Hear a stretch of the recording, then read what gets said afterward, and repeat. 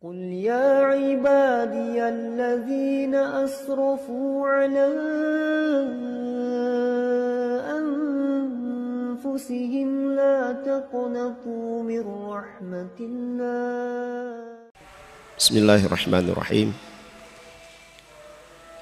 السلام عليكم ورحمة الله وبركاته.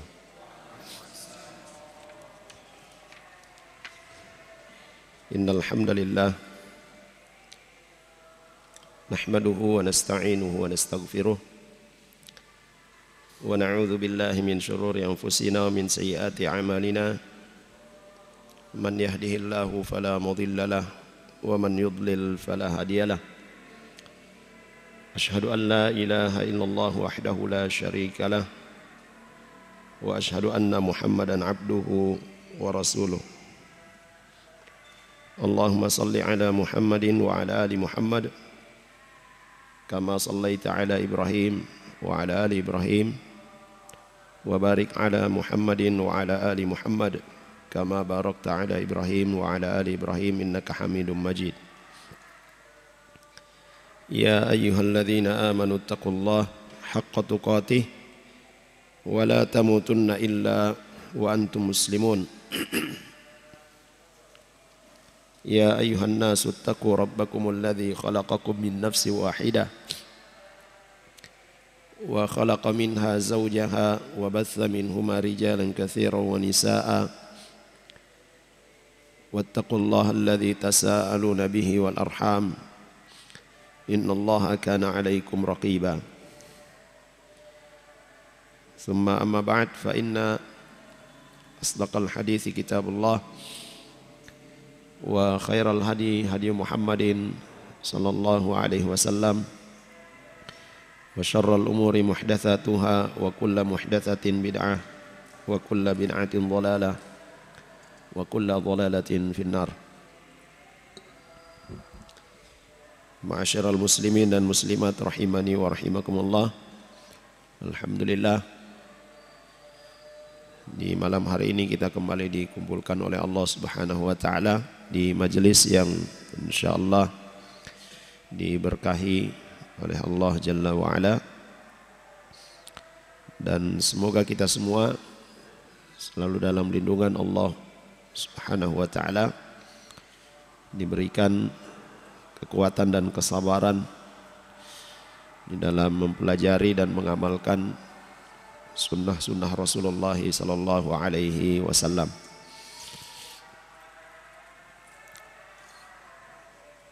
Bahasan kita dalam penjelasan hadis-hadis Riyadhus Shalihin masih di bab yang kelima, bab muraqabah. Itu hadis Umar bin Khattab radhiyallahu anhu tentang maratib ad-din. Kita masih membahas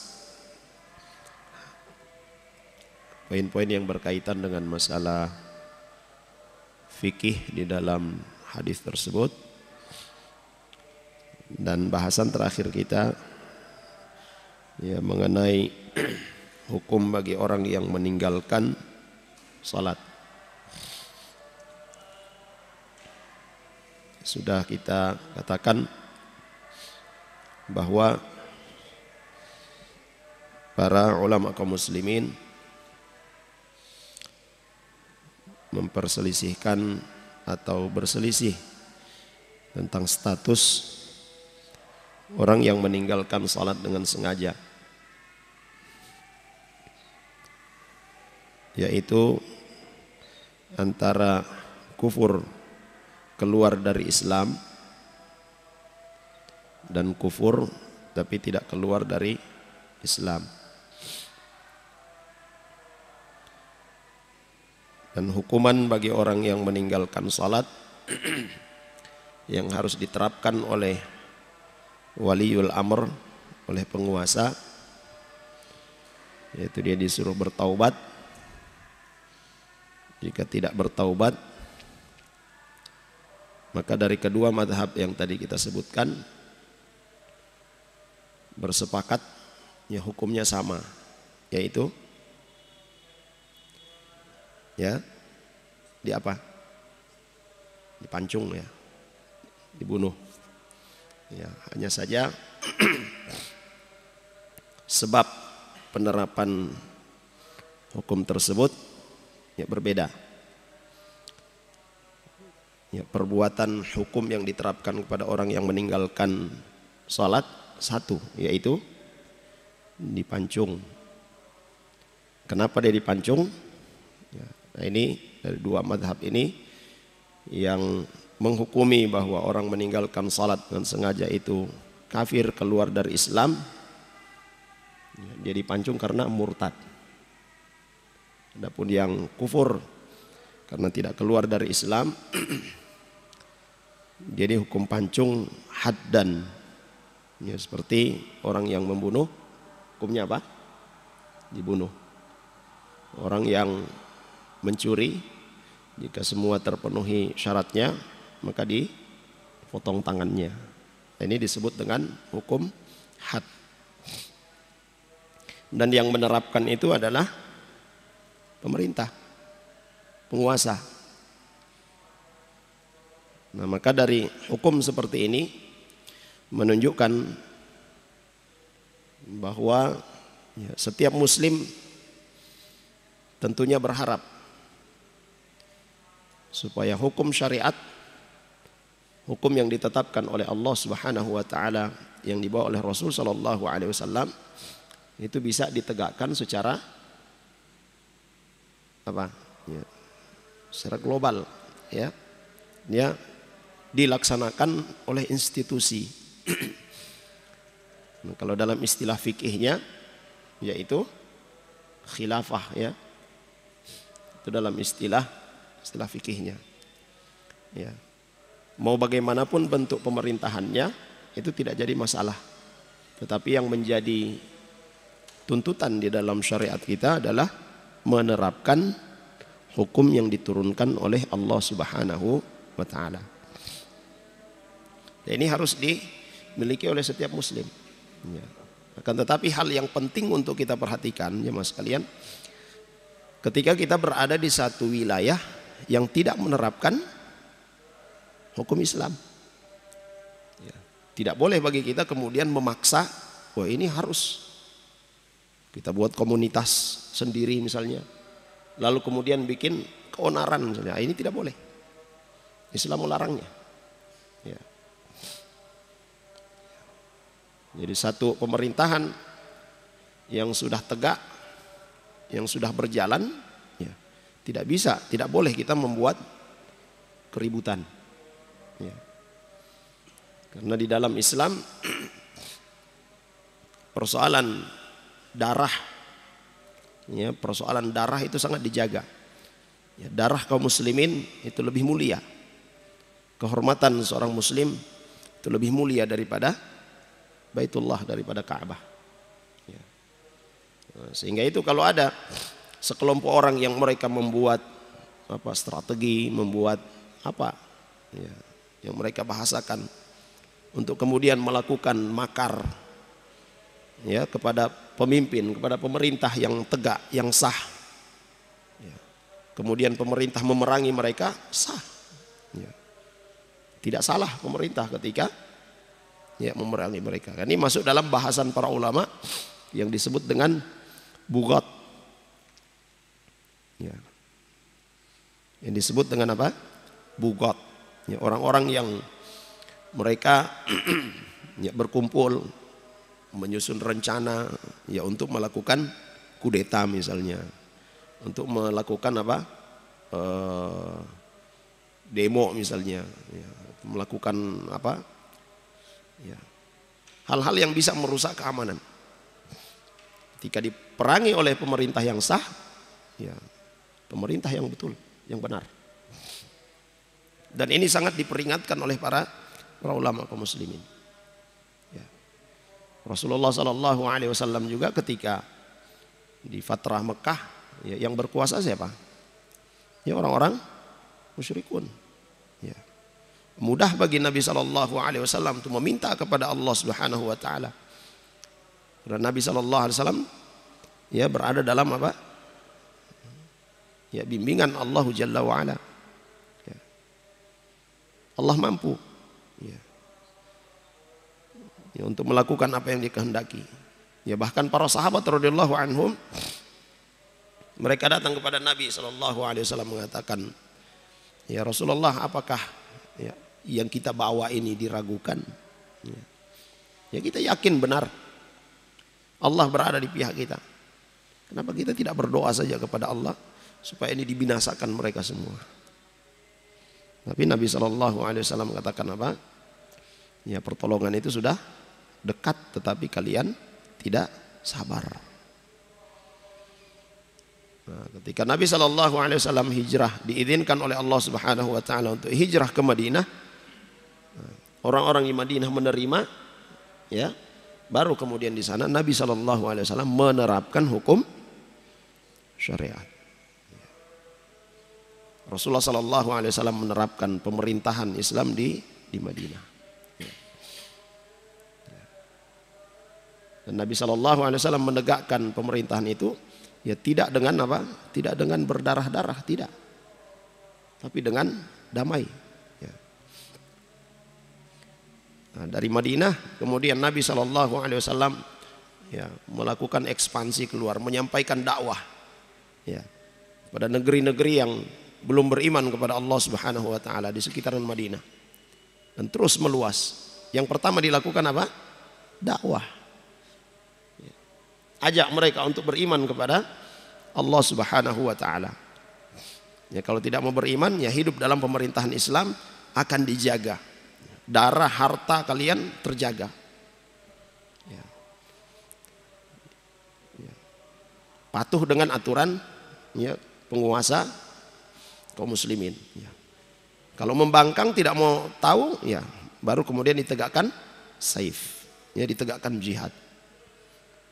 Tidak seperti ada kelompok-kelompok ya, teroris sekarang ini. Ada satu negeri yang tidak berhukum dengan syariat Islam, mereka datang sana buat apa? Langsung lepas bom. Ya, ini kan tidak sesuai dengan syariat Islam. Ya. Pernah saya sebutkan di sini ya. Ada pernah saya ketemu ya, seorang waktu masih masa-masa di Jakarta. Dia kata, "No, kita seorang muslim itu punya kekuatan dibela oleh Allah Subhanahu Wa Taala. Orang-orang yang tidak mau berhukum dengan hukum Allah maka kita perangi. Caranya gimana? Ya. Nah ya kita buat bagaimana supaya mereka itu binasa. Ya. Caranya kita latihan, ya, kata dia. Ya. Semua latihan militer itu kita tempuh, kata mereka begitu. Terus ya begitu ada kesempatan kita hambur mereka. Terus dakwah gimana? Belakangan, nanti sudah mati baru mau didakwahi.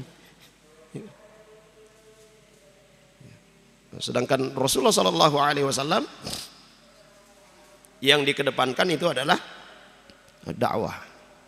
Ya. Jamaah sekalian yang dirahmati oleh Allah Subhanahu Wa Taala.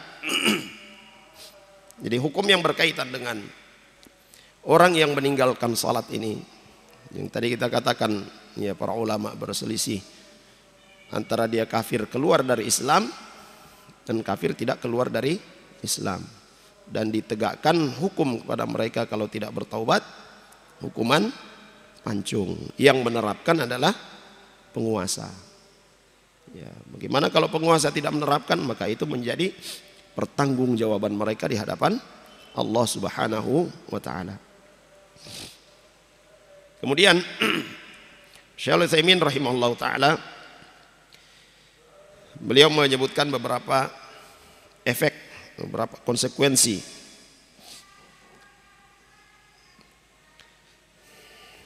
yang menimpa orang-orang yang meninggalkan salat. Ya. Konsekuensi ini ya yang diterapkan di dunia ya, dan juga nanti di akhirat. Yang pertama kata beliau rahimahullah taala, annahu yud'a ila shalah. Ya, orang yang meninggalkan salat ini diajak. Ya, dia diajak untuk mendirikan salat. Jadi suruh bertaubat. Ya. Sehingga itu ketika ada seorang ustadz yang ditanya, ya, Ustadz, apa hukumnya orang yang meninggalkan sholat? Ya, beliau tidak menjawab ya kafir atau apa, tidak. Ya kamu ajak dia sholat. Ya. Kamu ajak dia sholat. Ya, saya mau tahu hukumnya. Ya.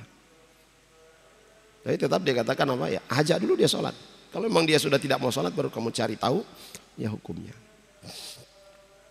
Terkadang kita yang mendapati kondisi kita saat kita sudah mengetahui hukumnya seperti itu, kemudian kita terapkan kepada orang lain, langsung kita hukumi, kafir dia. Terus kita biarkan, tidak diajak untuk mendirikan sholat.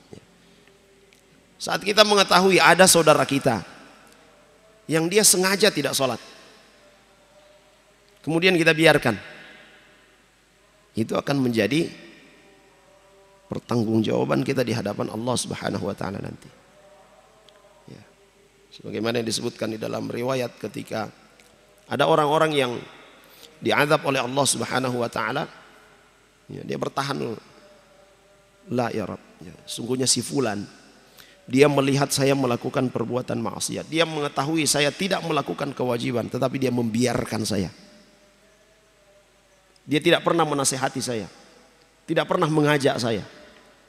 Padahal itu selalu bertemu.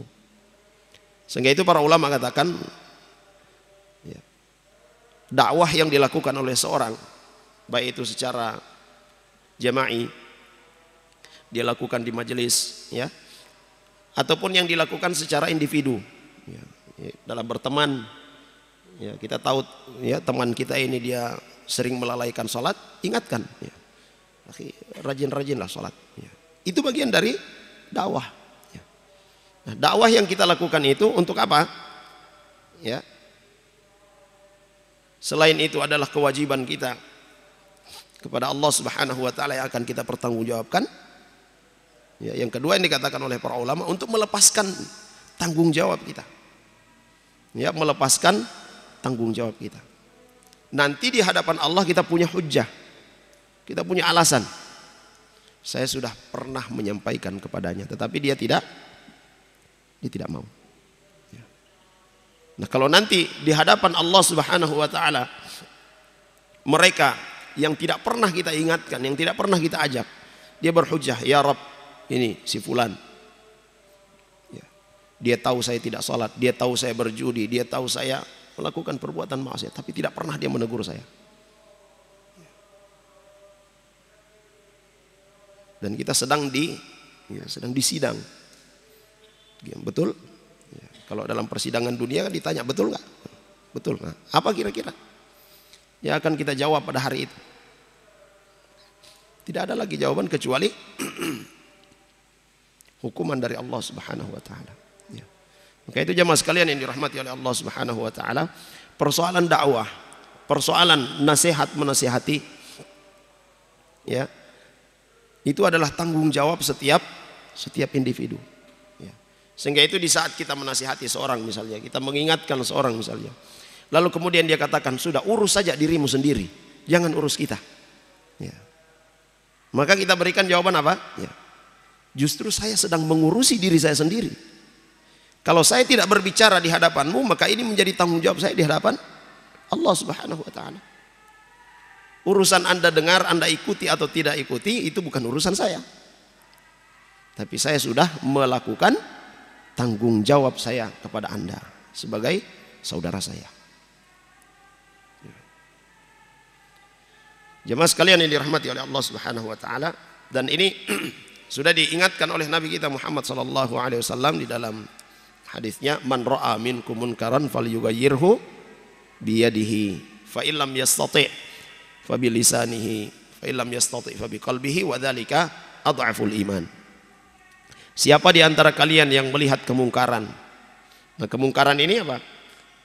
Melakukan perbuatan maksiat, ya, perbuatan yang haram, atau meninggalkan kewajiban, ya, itu kemungkaran. Siapa yang mengetahuinya, yang melihatnya, maka hendaklah dia merubah dengan tangannya, merubahnya dengan kekuasaannya. Yang tidak punya kuasa maka dia merubah dengan lisannya. Ya. Kalau tidak bisa juga, tidak mampu dengan lisan, maka dengan hatinya. Pengingkaran dalam hati. Wadzalika adhaful iman. Pengingkaran kemaksiatan itu ya dengan hati, kata Nabi SAW, wadzalika adhaful iman. Itu adalah selemah-lemahnya iman. Nah, kebanyakan kita jemaah sekalian yang dirahmati oleh Allah Subhanahu wa taala itu langsung pada pengingkaran jenis yang ketiga ini, mengingkari dengan hati. Ya. Itu tanda bahwa iman kita lemah. Ya. Ya. Jemaah sekalian yang dirahmati oleh Allah Subhanahu wa taala. Maka ya, pertama, bagi orang-orang yang tidak salat, ya mereka diajak ya untuk salat, disuruh bertaubat. Kalau dia salat maka dia selamat. Kalau tidak maka dibunuh. Siapa yang melakukannya? Ya tentu penguasa, bukan kita. Salat, bukan sampai urusan itu. Lalu kemudian wah ini tidak salat berarti dibunuh, langsung ditindak. Ini bahaya. Ya. Bukan seperti itu, tapi yang melakukannya adalah penguasa. Ya, sehingga itu beliau katakan wa hadza wajibun ala wulatil umur wujuban. Inilah kewajiban yang besar. Kewajiban yang besar bagi para penguasa. Ya. Menjadi pemimpin itu bukan perkara ringan jemaah sekalian. Siapa yang menjadi pemimpin? Ya. Ini dari pemimpin yang paling kecil ada di mana? Rumah tangga. Ya. Seorang suami, ya. Dia pemimpin, ini yang paling kecil. Dia tahu ada anggota keluarganya yang tidak salat, lalu dia biarkan.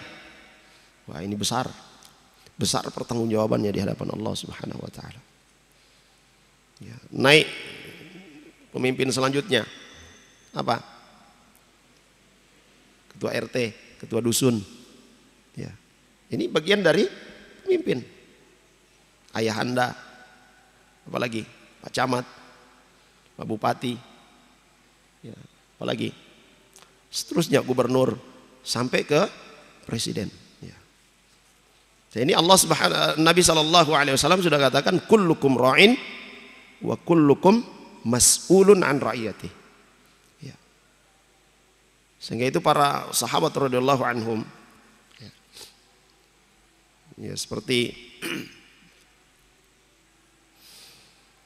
Abu Bakar Siddiq radhiyallahu anhu saat ditetapkan menjadi khalifah, menjadi pemimpin, ya. Apakah beliau senang? Alhamdulillah, sujud syukur? Tidak. Tetapi apa yang diucapkan? Inna lillahi wa inna ilaihi raji'un. Ya. Bukan senang, bukan sujud syukur, ya. Tapi inna lillahi wa inna ilaihi raji'un. Nah, tanggung jawabnya itu besar sekali. Sampai dalam masalah orang yang tidak salat itu menjadi tanggung jawabnya. Ya, karena di dalam syariat kita, ya, orang yang meninggalkan salat, ya, itu hukumnya tadi sudah kita sebutkan. Dia disuruh bertaubat, kalau tidak maka dihukum tadi itu dengan cara dipancung. Siapa yang menerapkan? Hakim, penguasa. Nah, kalau dia tidak terapkan, dia akan bertanggung jawab di hadapan Allah Subhanahu wa taala. Ada orang yang kelaparan, itu juga menjadi tanggung jawabnya di hadapan Allah Subhanahu wa taala. Bahkan ketika Khalifah Umar bin Khattab radhiyallahu anhu, beliau menjadi khalifah, ya, beliau sangat khawatir, sangat takut jangan sampai nanti di hadapan Allah Subhanahu wa taala ada seekor keledai yang datang menuntut beliau radhiyallahu anhu. Karena apa? Tidak memperbaiki jalan. Ini hewan melewati satu jalan lalu kemudian dia tergelincir dan mati. Ya. Kekhawatirannya Umar bin Khattab radhiyallahu anhu jangan sampai itu kemudian akan ditanya di hadapan Allah Subhanahu wa taala. Ini hewan, bagaimana kalau manusia? Ya. Umar bin Abdul Aziz, ya, radhiyallahu anhu, ya, cucunya Umar bin Khattab radhiyallahu anhu, ketika beliau menjadi khalifah sebagaimana digambarkan oleh istrinya, ya, ketika beliau diangkat menjadi khalifah, sejak saat itu beliau tidak pernah lagi mandi junub. Ya, tidak pernah lagi dia mandi junub. Artinya tidak pernah lagi dia mendatangi istrinya. Karena perhatiannya, kesibukannya terhadap pemerintahan, yang memperhatikan rakyatnya. Sampai dikatakan juga oleh para ahli sejarah bahwa Umar bin Abdul Aziz, ya, radhiyallahu anhu, sebelum menjadi khalifah badannya berisi. Begitu jadi khalifah mulai jadi kurus. Ya, maka kita perhatikan kondisi kita sekarang. Ya. Waktu belum jadi penguasa, belum jadi pemimpin, kurus. Setelah jadi penguasa, jadi pemimpin, gemuk. Ya, berbeda dengan para penguasa dulu. Ya. Ya. Karena perhatian mereka pada tanggung jawab itu, amanah itu. Ya. Setiap yang berada di bawah, ya, di bawah kepemimpinan mereka itu akan dimintai pertanggungjawaban kelak di yaumil qiyamah. Termasuk ini orang yang tidak sholat ini dibiarkan, dia akan bertanggung jawab di hadapan Allah Subhanahu wa taala. Itu beliau katakan wahum idza farratu fi hadza fasawfa yas'aluhumullahu taala idza waqafu baina yadayhi. Kalau mereka para penguasa lalai dalam masalah ini, tidak memperhatikan, ya, kewajiban setiap muslim salat, ya, maka mereka akan mempertanggungjawabkan ini. Mereka akan ditanya di hadapan Allah Subhanahu wa taala nanti. Lianna kullu muslimin irtadda 'anil Islam fa innahu yud'a ilaihi fa in raja'a wa illa qutil. Ya.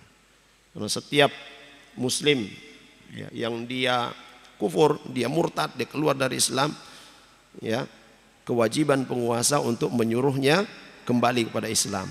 Jika tidak, maka diterapkan hukum Islam bagi orang yang murtad, yaitu dipancung. Ya. Mungkin ada yang bertanya, bagaimana dengan orang yang memang mereka itu bukan muslim? Apa mereka dibunuh? Ya. Tidak. Ya. Tapi mereka dilindungi. Ya. Mereka dilindungi. Tetap dengan keyakinan mereka, dan mereka dilindungi oleh Islam, oleh penguasa kaum muslimin. Darah mereka tetap dijaga. Harta mereka tetap dijaga. Ya. Ini yang disebut dalam hadis Nabi SAW, yaitu golongan orang-orang kafir mu'ahad, orang-orang kafir dalam perjanjian. Selama mereka berada dalam pemerintahan kaum muslimin, mereka harus mengikuti aturan, ya, aturan kaum muslimin. Ya. Bukan aturan dalam peribadatan, bukan. Ya. Tapi aturan administrasi yang diberlakukan oleh kaum muslimin. Dijaga harta mereka. Ya. Tidak boleh diambil. Ya. Itu hak mereka. Nah. Jamaah sekalian yang dirahmati oleh Allah Subhanahu wa taala. Dan, ya, hukum bagi orang yang keluar dari Islam, yang murtad, jadi dibunuh sebagaimana yang dikatakan oleh Nabi SAW dalam hadis yang diriwayatkan oleh Imam Al-Bukhari, man baddala dinahu faqtuluhu. Ya.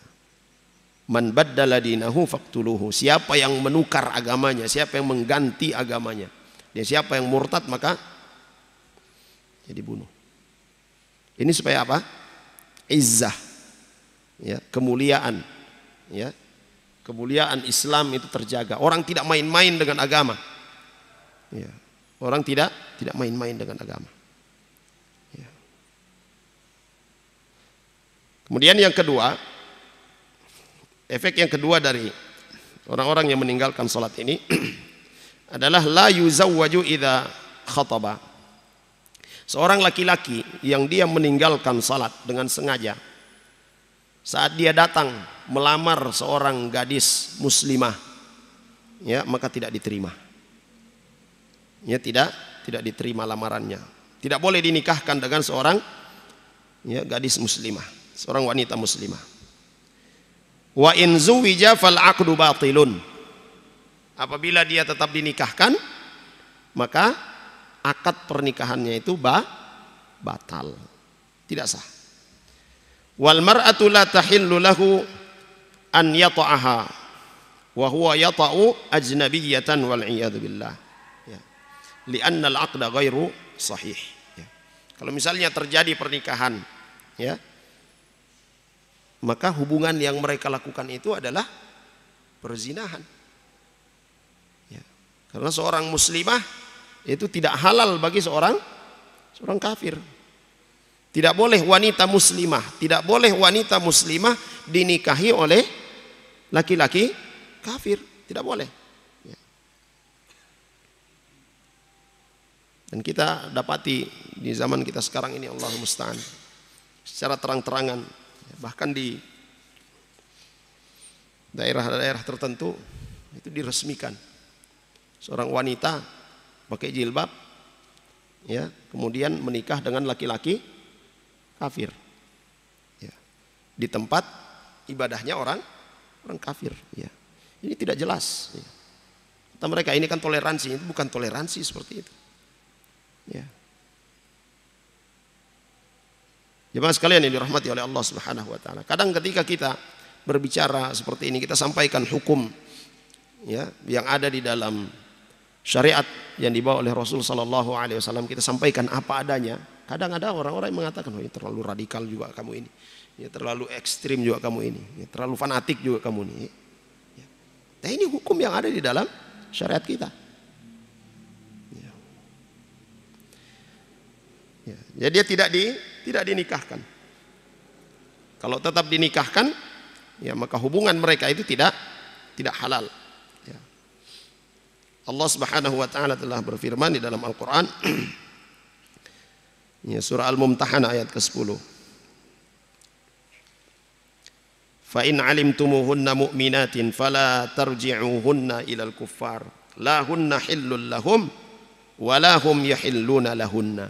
Apabila engkau telah mengetahui, ya, apabila kalian mengetahui tentang mereka, ya, wanita-wanita ini, mereka adalah wanita-wanita yang beriman, maka jangan dikembalikan mereka ini kepada suami-suami mereka yang masih kafir. Ya. Ya. Jangan dikembalikan mereka kepada suami-suami mereka dulu ketika masih kafir. Ya.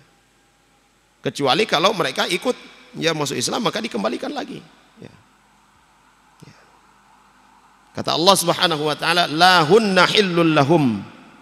Karena wanita-wanita yang beriman itu tidak halal bagi laki-laki yang kafir.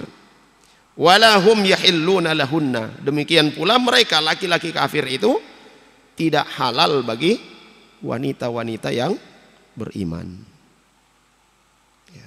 Ini prinsip, jemaah sekalian. Kemudian yang ketiga, annahu la wilayata lahu ala auladihi. Orang yang meninggalkan salat, ya, laki-laki yang meninggalkan salat dengan sengaja, maka dia tidak punya hak perwalian. Dia tidak punya hak perwalian untuk anak-anaknya. Ya, tidak bisa menjadi wali bagi anaknya. Wala ala akhwatihi. Tidak bisa juga menjadi wali bagi saudara-saudari, ya, bagi saudari-saudarinya. Wala ala ahadin minan nas. Menjadi wali dari salah seorang kaum muslimin juga tidak boleh. Ya. Li'annal kafira la yumkin an yakuna waliyan ala muslimin abadan. Karena seorang kafir itu tidak boleh menjadi wali bagi seorang muslim selamanya. Ya. Kan masalah wali ini pun, ya, diterjemahkan sebagai pemimpin. Ya.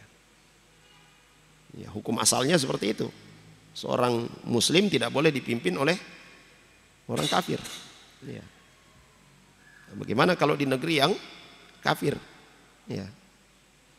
Nah, itu sudah ada fatwa para ulama, ya, secara khusus, ya, ketika kaum muslimin lemah, ya, kaum muslimin tidak punya kekuasaan di negeri kafir, ya, boleh enggak, ya, memilih dari pemimpin kafir yang dicalonkan itu? Ya. Di antara fatwa para ulama, ya, boleh melihat dari berapa calon yang ada, mana yang paling mendekati atau yang paling ramah, ya, kepada kaum muslimin. Ya. Maka itu yang dipilih. Ya. Tapi kalau di satu negeri muslim misalnya ada apa? Ya, 2 calon atau ada 3 calon. Ya. Yang dua non muslim, yang satu muslim. Siapa yang dipilih? Yang muslim. Wah, ini politik identitas. Ya memang harus ada identitas itu. Nah, ini jelas telah dibahas oleh para ulama sejak zaman dahulu. Ya, tidak boleh orang yang kafir ya memimpin orang-orang muslim. Jamaah sekalian yang dirahmati oleh Allah Subhanahu wa taala. Ini yang ketiga. Dia tidak boleh menjadi wali bagi anak-anaknya, bagi saudari-saudarinya, bagi seorang pun dari kalangan kaum muslimin. Karena seorang kafir itu ya mutlak, dia tidak boleh ya menjadi wali bagi seorang muslim selamanya. Hatta bintuhu la yuzawwijuha. Bahkan anak gadisnya pun itu tidak boleh ya dia yang menikahkannya. Ya. Lau faradna wahidan ba'da ma tazawwaja wa kabura wa sara lahu banatun sara la yusalli wal iyad billah fa innahu la yumkin an yuzawwija bintahu. Ya. Kalau misalnya sudah terjadi pernikahan seorang laki-laki yang dulunya dia sholat misalnya kan, kemudian dia meninggalkan sholat dengan sengaja, dia tidak sholat, lahir anak-anaknya, ada anak perempuannya ya, maka tetap ya anak perempuannya ini tidak boleh dinikahkan oleh ayah yang tidak sholat. Ini jamaah sekalian ya, dampak ya, efek ya buruk, efek besar bagi orang-orang yang meninggalkan salat.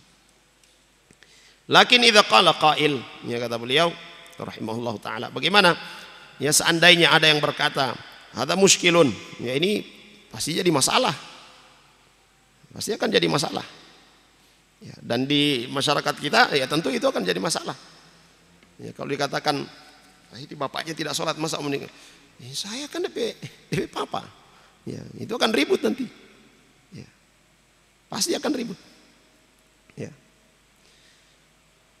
Hadza muskilun ya. Yujadu unasun indahum banatun wa hum la yusallun ya. Banyak ya dari laki-laki yang mereka punya anak perempuan lalu kemudian mereka tidak salat ya. Bagaimana ini ya, tetap hukumnya ya, kita berbicara hukum, tidak boleh mereka menjadi wali bagi anak-anak perempuannya ketika dinikahkan ya. Maka kata beliau ya rahimahullahu taala, fi mithli hadzal hal idza kana la yumkinu at-takhallusu min an ya'qida an-nikaha lil banat fa inna zawja yaj'alu akhaha aw 'ammaha mathalan aw ahadan min 'asabatiha al-aqrab fal aqrab hasba tartibil wilayah ya'qidu lahu bis-sirri an abiha hatta yatazawwaja imra'atun bi'aqdin sahihin. Maka kalau kondisinya misalnya tidak bisa kita menghindar dari bapaknya karena bapaknya ini ngotot, pokoknya saya yang harus menikahkan dia, padahal dia tidak sholat ya, maka kata beliau rahimahullah taala ya, cari saudara laki-lakinya yang sholat atau paman dari bapaknya ya, dari jalur bapaknya yang sholat ya. Ya, penuhi syarat-syaratnya ya, ada saksi ya, sudah nikahkan saja tanpa sepengetahuan bapaknya yang tidak sholat ini ya. Ya. Jadi yang dianggap itu yang mana ya, yang dianggap yang dinikahkan oleh bapaknya atau oleh saudara laki-lakinya. Saudara laki-laki itu yang menjadi ukuran ya. Maka pernikahannya jadi sah ya. Amma aqdu abiha laha wa huwa murtaddun kafirun fala yasihhu ya. Misalnya ya, ternyata di hadapan penghulu yang nikahkan ini adalah tetap bapaknya karena dia ngotot, pokoknya saya ini anak saya urus dia dari kecil, masa orang lain yang menikahkan ya. Tetap dia nikahkan misalnya. Maka itu solusi yang beliau rahimahullah ta'ala tawarkan. Cari ya, saudara kandung dari bapaknya itu yang menjadi wali bagi wanita tersebut ya, atau saudara laki-laki dari si wanita ya. Jadi masalah perwalian jemaah sekalian, masalah perwalian dalam pernikahan, Rasulullah Shallallahu Alaihi Wasallam telah menyebutkan bahwa tidak sah, ya, tidak sah pernikahan seorang wanita tanpa ada walinya. Tidak sah pernikahan, ya, seorang wanita kalau tidak ada dua orang saksi. Harus ada dua orang saksi, harus ada wali. Bagaimana kalau ada wali, tetapi walinya itu adalah wali jadi-jadian? Gimana wali jadi-jadian? Ini kadang di masyarakat kita masih ada, jemaah sekalian. Ada seorang janda misalnya, seorang janda. Memang disebutkan dalam hadis Nabi Shallallahu Alaihi Wasallam bahwa as-sayyibu, seorang janda itu lebih berhak atas dirinya, ya, daripada walinya. Ya, seorang janda itu lebih berhak atas dirinya daripada walinya. Nah, para ulama menjelaskan hadis ini, ya, bahwa seorang janda dia lebih berhak atas dirinya daripada walinya, ya, lebih berhak untuk menikah atau tidak menikah, sehingga walinya ini tidak boleh memaksa dia. Dia mau menikah lagi atau tidak, ya. Ya. Kalau dia mau menikah lagi, maka dia sampaikan kepada walinya, saya mau menikah lagi, ya. Walinya yang menikahkan, ya. Entah itu bapaknya atau saudara laki-lakinya atau anak laki-lakinya yang menjadi wali bagi wanita janda tersebut, ya. Di dalam Al-Quran juga Allah Subhanahu Wa Taala yang menyebutkan wala tunkihu, wala tunkihul musyrikin hatta yu'minu, ya. Kata Allah Subhanahu Wa Taala, jangan kalian nikahkan, ya. Kalau berkaitan dengan laki-laki, wala tankihu al musyrikat, jangan kalian menikahi wanita-wanita musyrikat, ya. Adapun, ya, ayat berkaitan dengan perempuan, wala tunkihu, ini kalau yang belajar bahasa Arab tahu, ya, sigot nakaha dengan ankaha, apa faedahnya nakaha dengan ankaha? Apa faedahnya itu? Nakaha dengan ankaha, ya, wazan fa'ala dengan af'ala, ya, kalau wazan fa'ala dia tidak butuh apa namanya, objek, ya. Ya.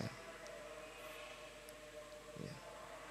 Sehingga dalam ayat wala tankihu al musyrikat, jangan kalian menikahi, ya, jangan kalian menikahi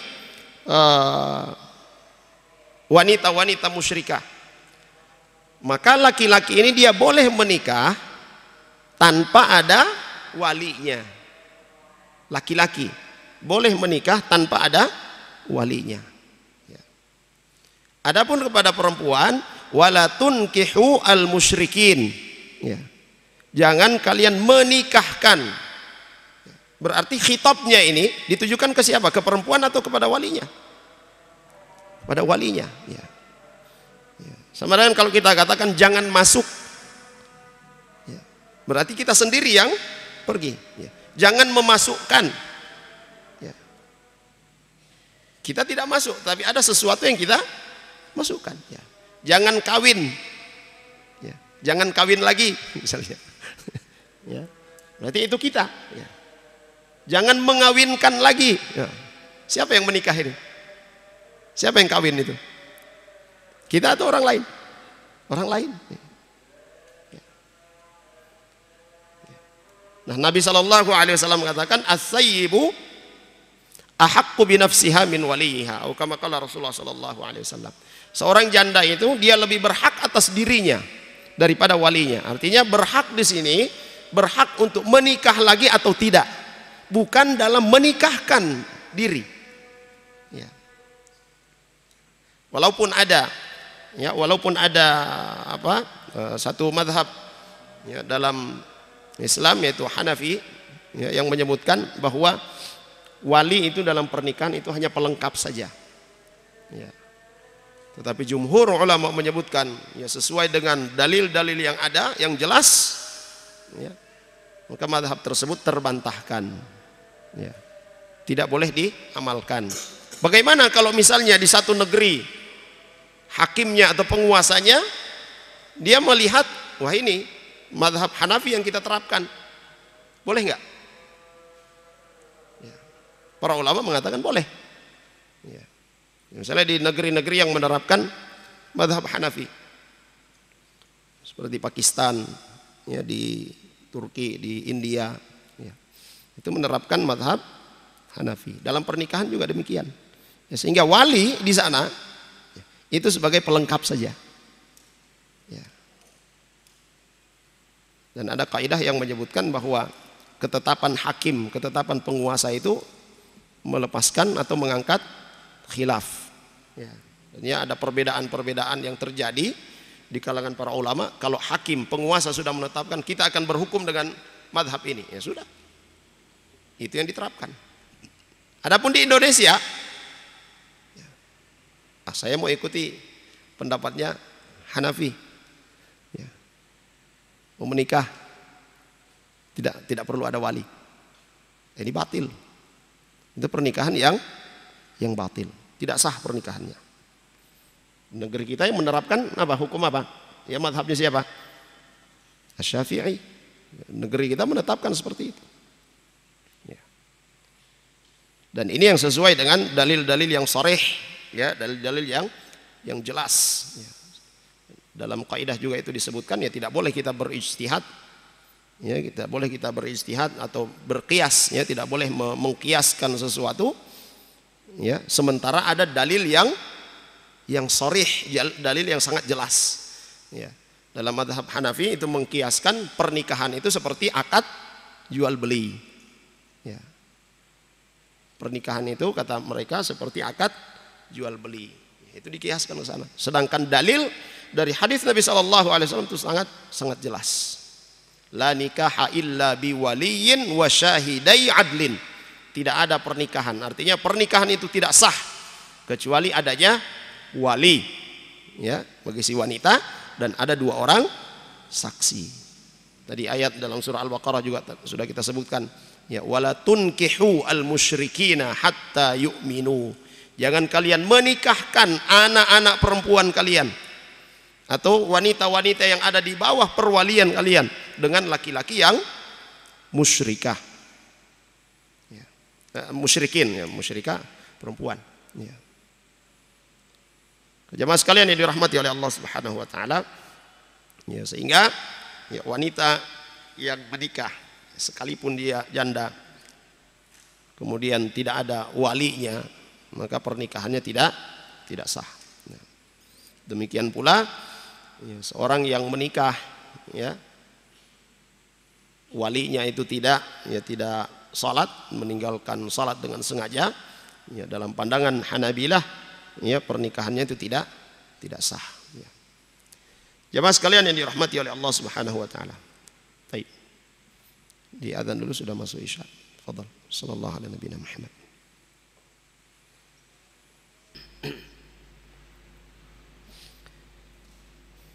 Bismillah, alhamdulillah, wassalatu wassalamu ala rasulillah wa ala alihi wa sahbihi wa mawalah. Jemaah sekalian yang dirahmati oleh Allah Subhanahu wa taala. Kemudian selanjutnya yang keempat, lau taraka as-salata fi athna'i zawajihi in fasakha nikahuhu. Kalau misalnya mereka, ya, laki-laki dan perempuan itu menikah, ya, keduanya menjaga sholat, tapi setelah menikah si laki-laki ini meninggalkan sholat, dia tidak lagi mau sholat. Apa kata beliau rahimahullah ta'ala? In fasakha nikahuhu, ya, maka nikahnya itu difasakh, ya, dibubarkan, dipisahkan. Ya, siapa yang memisahkan? Ya, yang pertama adalah wali. Ya. Ya, kalau di negeri kita, ya, maka itu dibawa ke mahkamah. Ya. Seorang wanita, muslimah, ya, ketika dia mendapati suaminya tidak lagi sholat, ya, maka dia berhak untuk pergi menuntut. Ini suami saya tidak sholat. Ya. Madhab yang saya ikuti adalah rusak pernikahannya. Saya tidak mau lagi digauli olehnya. Ya. Dia datang ke pengadilan, dia minta cerai misalnya. Nah, itu dianggap ada dibolehkan. Ya. Jadi beliau katakan, misaluhu rajulun tazawwaja imra'atan wa hiya tusalli wa huwa yusalli wa ba'da dzalika tarakas salata fa innana naqul yajibu at-tafriqu bainahu wa bainal mar'ati wujuban hatta yusalli. Jadi, kalau didapati kasus seperti itu, waktu mereka sebelum menikah, ya dua-dua menjaga salat, ya, setelah menikah masih salat, tapi lewat 1 tahun menikah ternyata si suami sudah tidak salat, ya, maka ya, itu harus dipisahkan. Fa idza farraqna bainahuma wa'taddat fa innahu la yumkinu an yarji'a ilaiha. Ya. Dan apabila sudah dipisahkan, lalu kemudian si wanita ini sudah melewati masa iddah, ya, sudah melewati masa iddah. Masa iddah berapa lama? Ya, 3 kali haid, ya, 3 kali haid, ya, atau 3 kali suci, ya. Jadi kalau misalnya hari ini dia dipisahkan, besoknya dia haid, ya, maka begitu dia bersih sudah selesai 1 masa, ya. Jadi hitungannya bukan bulan, ya, bukan bulan, tetapi haidnya, ya.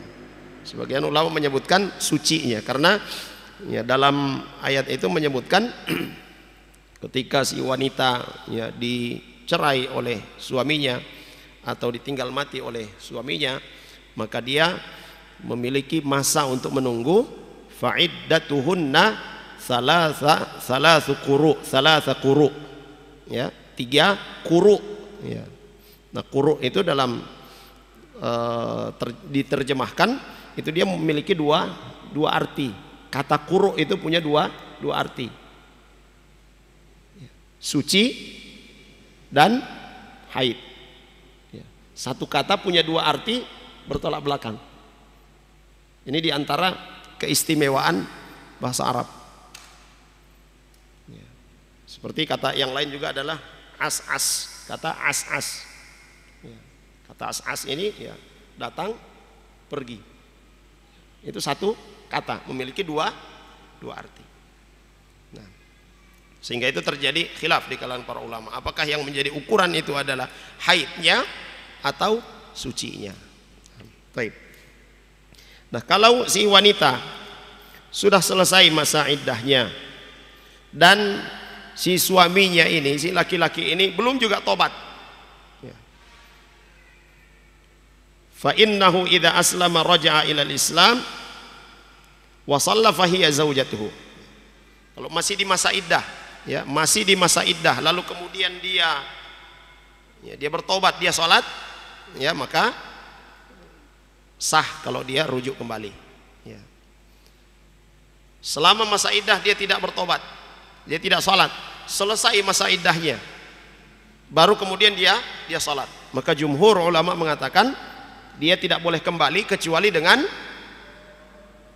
akad yang baru, ya. Jumhur ulama menyebutkan dia boleh kembali kecuali dengan akad yang baru, ya.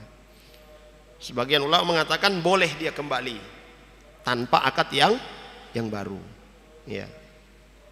Dan kata Syekh Al-Utsaimin rahimahullahu taala, ya, ini yang rajih, yang kedua ini yang rajih, itu dia boleh, ya, kembali tanpa akad yang baru.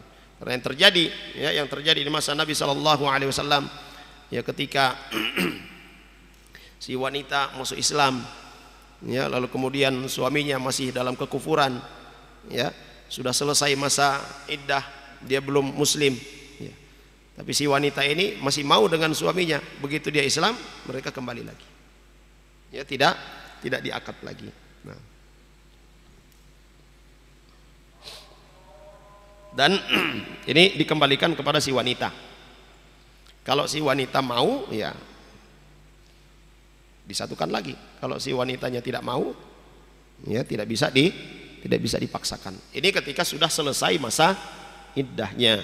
Adapun ketika masih dalam masa iddah kemudian dia bertaubat, maka itu masih menjadi hak suaminya. Sehingga itu ketika terjadi perceraian misalnya, ya, suami dan istri bercerai dan masih dalam masa iddah, si wanita ini masih berstatus istri. Tidak boleh dia melakukan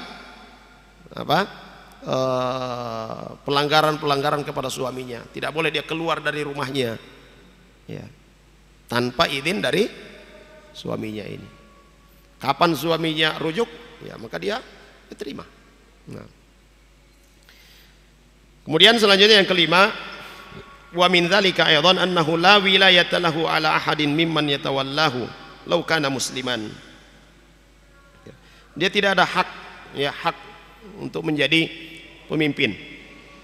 Ya, tidak ada hak menjadi pemimpin bagi seorang muslim. Li'anna min syarti al-wilayati al-adalah. Ya. Ya. Di antara syarat untuk menjadi seorang, ya, wali, seorang pemimpin itu adalah adil. Ya. Wal kafiru laisa bi'adlin. Ya, dan dalam mustalah, dalam istilah syar'i, ya, adil itu, ya, dia muslim. Itu salah satu syaratnya. Ya, seorang yang dikatakan adil, dia muslim. Ya. Nah, sehingga orang di luar Islam itu tidak dikatakan adil. Nah. Wal kafiru laisa bi'adlin. Fala yakunu tarikus salati waliyan ala ahadin min ibadillahil muslimina abadan. Ya, maka seorang kafir, ya, seorang non muslim, dia tidak bisa menjadi pemimpin bagi, ya, seorang muslim atau muslim yang lainnya. Hatta law kanat ibnatuhu fa innahu la yuzawwijuha. Bahkan, ya, tadi sudah kita sebutkan, kepada anak perempuannya pun itu tidak boleh dia nikahkan, karena bukan wali yang sah. Li'annahu laisa lahu wilayatun 'alaiha. Karena tidak punya kuasa untuknya. Kemudian yang keenam, wa min dzalika aidan annahu la yughsal wala yukaffan wala yusalla alaihi wala yudfanu ma'al muslimin wa innama yukhraju bihi ilal barri wa yuhfaru lahu hufratun yurmasu fiha ramsan la qabran li'annahu laysa lahu hurmah. Selanjutnya, efek selanjutnya bagi orang yang meninggalkan salat dengan sengaja ini, kalau dia mati tidak dimandikan, ya, tidak dikafani, tidak disolati, tidak dikuburkan di pekuburan kaum muslimin. Wah, ini kalau kita terapkan ini berat sekali ini. Berat sekali ini. Ya. Jemaah sekalian, walaupun ada khilaf, ya, walaupun ada khilaf dalam masalah ini, ya, tapi cukuplah dengan adanya khilaf ini dan efek daripada meninggalkan sholat ini sangat berat. Ya. Ini tidak boleh kita memandang enteng, menganggap, ya, persoalan biasa dalam meninggalkan sholat ini. Ya. Kayaknya diperselisihkan oleh para ulama statusnya, dia kafir atau tidak kafir. Kalau dia dihukumi berdosa, sudah jelas dia berdosa, dosa besar. Yang diperselisihkan itu adalah dia kafir atau tidak kafir. Kalau dia masuk dalam kategori kafir, nah ini akibatnya: tidak dimandikan, tidak dikafani, tidak disolati, tidak dikuburkan di pekuburan kaum muslimin. Lalu, ya udah dibawa di tempat yang jauh, digali lubang, taruh di situ.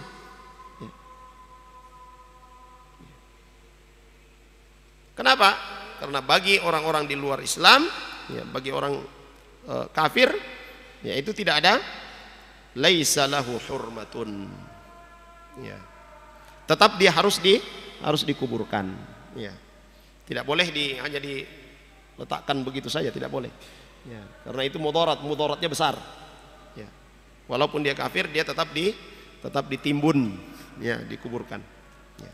Tapi tidak seperti ya kuburan kaum muslimin. Wala yahillu li ahadin yamutu indahu syakhsun wa huwa ya'rifu annahu la yusalli an yughassilahu aw yukaffinahu aw yuqaddimuhu lil muslimina yusalluna alaihi li'annahu yakunu bidzalika ghishan lil muslimin. Fa inna Allah Ta'ala qala li nabiyhi sallallahu alaihi wasallam fi haqqil munafiqin wa hum kuffarun lakinnahum yudhhiruna al-islam. Qala ta'ala wa la tusalli ala ahadin minhum mata abadan wa la takum ala qabrih innahum kafaru billah. Fadalla hadha ala anna al-kufra mani'un min as-salah wa min al-qiyami ala al-qabri ba'da ad-dafni. Ya. Maka kata beliau rahimahullahu ta'ala, tidak halal bagi seorang, ya, tidak halal bagi seorang yamutu indahu syakhsun, ada seorang yang mati, ada seorang yang meninggal, kemudian ditahu dia ini orang yang tidak pernah sholat, lalu kemudian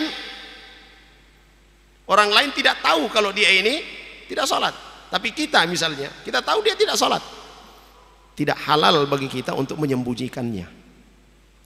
Dia harus diberitahukan dia ini tidak sholat, maka tidak dimandikan, tidak disolati, ya. Dan tidak boleh, ya, tidak boleh dibawa ke masjid lalu kemudian disolati di masjid atau di tempat, tidak boleh. Ya. Ini sangat tegas, ya.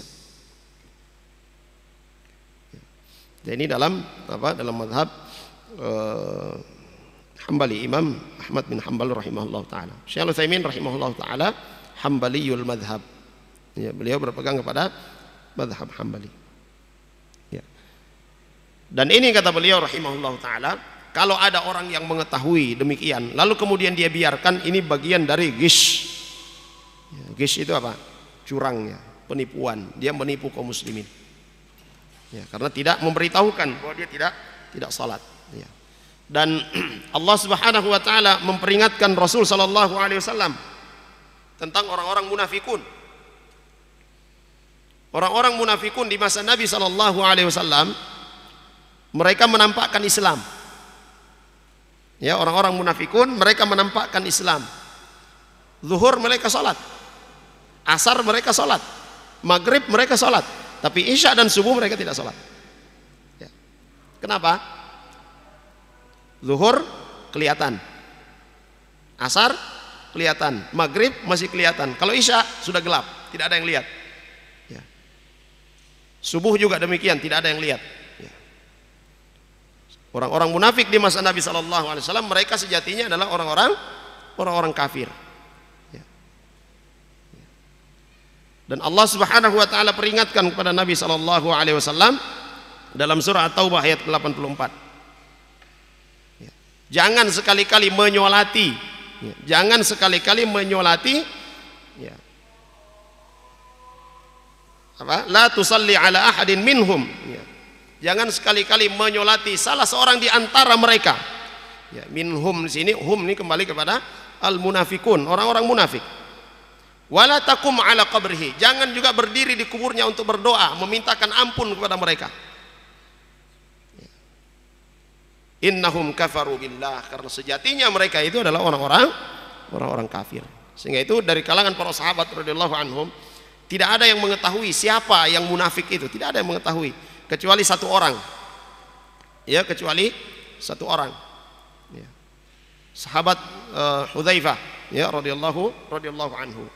Sehingga itu beliau dikatakan sirrun Nabi sallallahu alaihi wasallam, pemegang rahasianya Nabi sallallahu alaihi wasallam. Abu Bakar As-Siddiq radhiyallahu anhu pernah mendatangi Hudzaifah radhiyallahu anhu dan mengatakan, ya Hudzaifah, apakah ada namaku disebutkan oleh Nabi sallallahu alaihi wasallam? Ya. Padahal ini Abu Bakar As-Siddiq radhiyallahu anhu. Kekhawatiran beliau jangan sampai termasuk dalam golongan orang-orang munafikun. Beliau tidak bertanya siapa-siapa mereka, tapi yang ditanya adalah dirinya sendiri.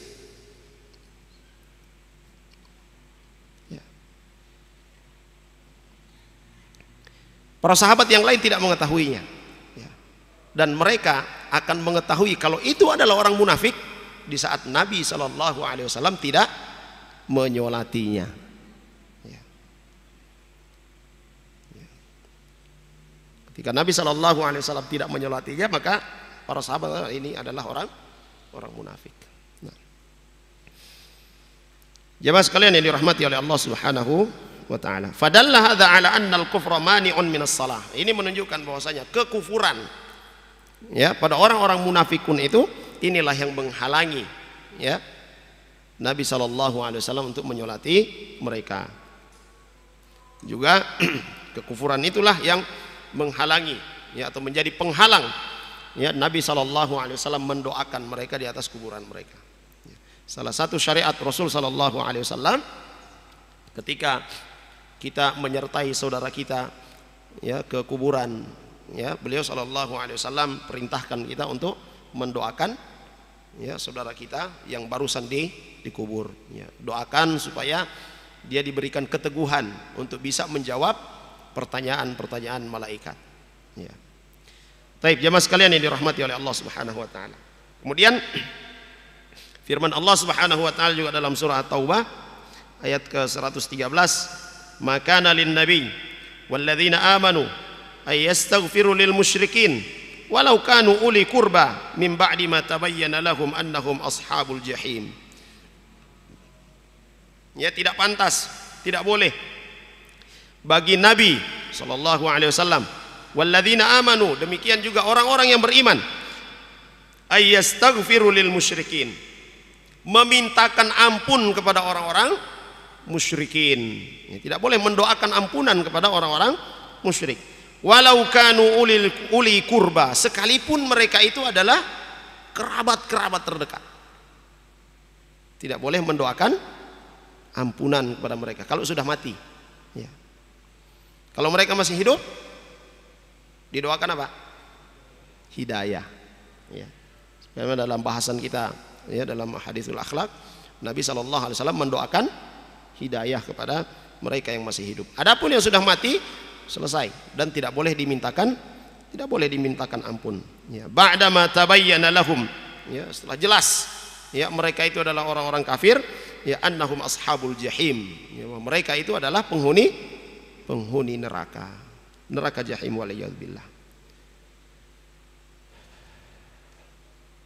Jemaah sekalian yang dirahmati oleh Allah Subhanahu wa taala, saya kira bahasan kita pada malam hari ini kita cukupkan di sini. Mudah-mudahan bermanfaat bagi kita semua dan semoga ya Allah Subhanahu wa taala ya menjadikan kita orang-orang yang senantiasa istiqamah ya di atas agama Allah Subhanahu wa taala, di atas sunnah Rasul sallallahu alaihi wasallam, dan menjadikan kita orang-orang yang mampu ya untuk menerapkan apa yang dikatakan oleh Nabi sallallahu alaihi wasallam, man ra'a minkum munkaran falyughayyirhu bi yadihi fa in lam yastati' fa bi lisanihi wa in lam yastati' fa bi qalbihi. Dan selalu kita ingat pengingkaran terhadap kemungkaran dengan hati itu adalah tanda selemah-lemahnya iman. Baik. Sallallahu ala nabiyina Muhammad, subhanakallahumma bihamdika asyhadu an la ilaha illa anta astaghfiruka wa atubu ilaik. Assalamualaikum warahmatullahi wabarakatuh.